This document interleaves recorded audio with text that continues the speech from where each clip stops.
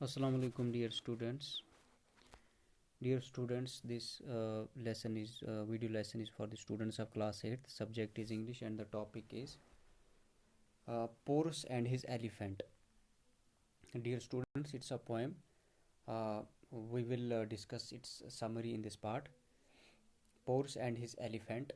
The summary is the poem is written by Mary Dobson in the form of a ballad.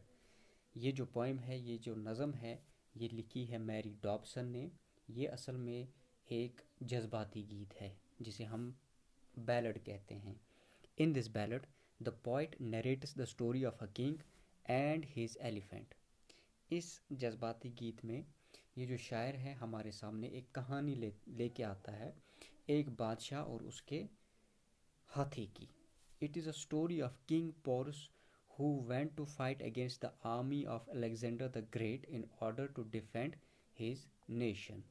ये कहानी बादशाह porous की है जो कि अपनी आर्मी को लेके अलेक्जेंडर यानी जिसे हम सिकंदर आज़म कहते हैं उनके खिलाफ जब वो लड़ाई में गए तो अपने मुल्क की, अपने नेशन की, अपने कौम को डिफेंड करने के लिए ये वही कहानी है। King Porus was on his elephant. King Porus जो हैं, बादशाह पोरस जो हैं, वो अपने एलिफेंट पे थे, वो अपने हाथी पे थे। Fighting a fierce battle against his enemies. वो एक बहुत ही खतरनाक जंग लड़ रहे थे अपने दुश्मनों के खिलाफ।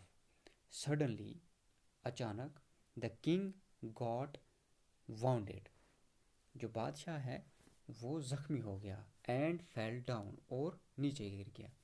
The poet calls the elephant a faithful beast as he played a gallant part in protecting his king against the attack of his enemies। शायर जो है वो इस हाथी को एक वफादार जानवर के तौर पे और एक बहादुर पार्ट जो है उसने प्ले किया अपने बादशाह को बचाने में, जो कि अटैक किया गया था दुश्मन की तरफ से। It stood like a wall. वो ऐसे खड़ा रहा जैसे दीवार हो, यानी वो अपने बादशाह और दुश्मन के बीच में दीवार की तरह खड़ा रहा। And took all the arrows on it self. और जितने भी तीर दुश्मन की तरफ से चलाए गए थे वो सब बादशाह ने अपने ऊपर, एलिफेंट ने अपने ऊपर लिए। And then lifted him against to a safe corner. उसके बाद उसने अपने बादशाह को उठा के एक महफूज कोने में लेके गया। इन द एंड, आखिर में, the poet says that these animals may seem dumb to us but even they can love and show their feelings by crying and painting. कि हमें दिखने में तो ये जानवर बहुत ही सीधे साधे दिखाई देते हैं, बहुत ही डम्ब किस्म के दिखाई देते हैं, यानी नाअहल दिखाई देते हैं, लेकिन वक्त आने पर वो भी अपना प्यार जताते हैं और अपनी फीलिंग्स को जाहिर करते हैं रोने से। King pores was saved but his elephant died of its wounds. King pores जो हैं वो बच गए, लेकिन उनका हाथी जो है वो ज़ख्मों की ताब बर्दाश्त नहीं कर पाया और वो मर गया। This story of the animals bravery and faithfulness became a legend for the people to remember.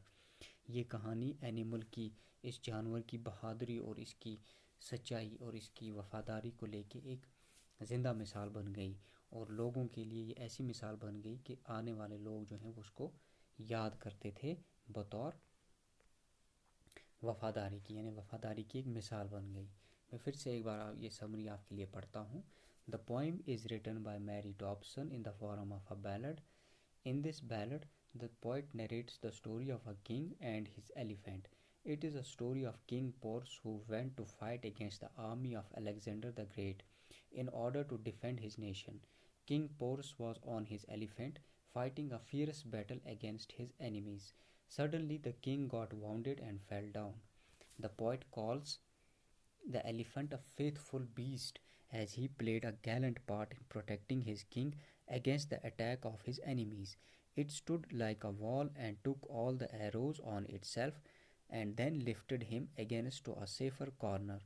In the end, the poet says that these animals may seem dumb to us, but even they can love and show their feelings by crying and panting. King Porus was saved, but his elephant died of its wounds.